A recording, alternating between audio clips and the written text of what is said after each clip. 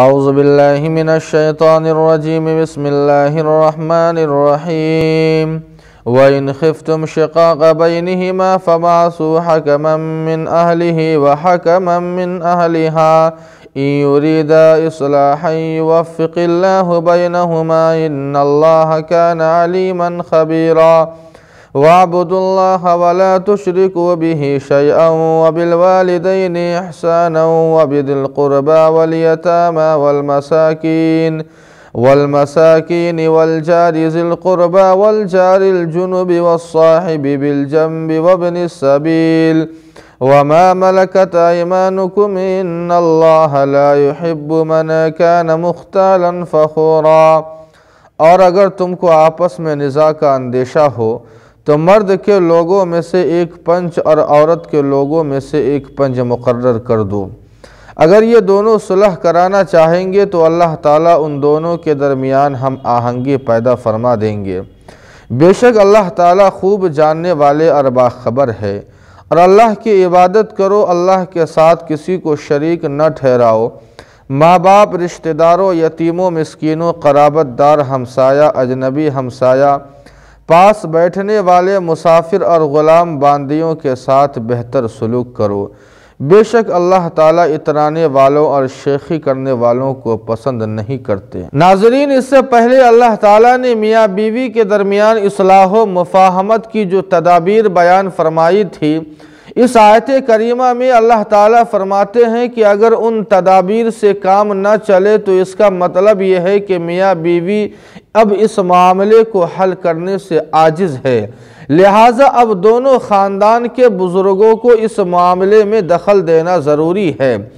گویا اس آیت کریمہ میں اللہ تعالیٰ نے دونوں خاندان کے بزرگوں سے مخاطب ہو کر فرماتے ہیں کہ اگر دونوں کے درمیان شدید اختلاف پیدا ہو جائے تو دونوں خاندان کے بزرگوں کو حکم مقرر کیا جائے، اور وہ حکم حضرات نیک نیتی کے ساتھ ٹوٹے ہوئے دلوں کو جوڑنے کی کوشش کریں گے تو ضرور اللہ تعالیٰ دونوں میاں بیوی کے درمیان ہم آہنگی پیدا فرما دیں گے۔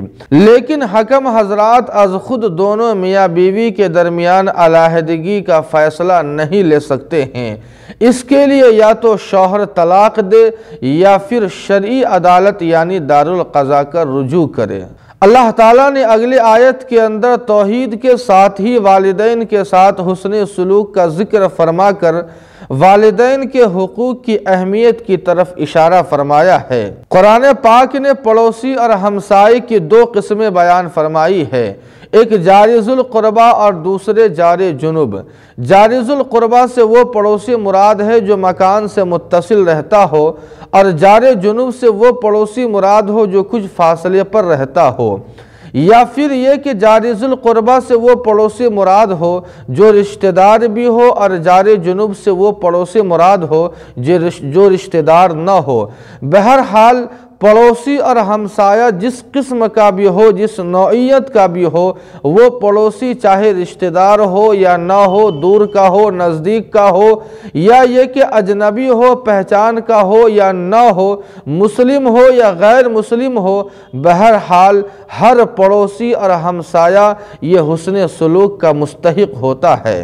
پاس بیٹھنے والے سے وہ مراد ہے جن سے وقتی طور پر تعلق اور دوستی ہو گئی ہو، جیسے دفاتر اور آفسوں کے اندر، بسوں، جہاز اور ٹرین کے اندر۔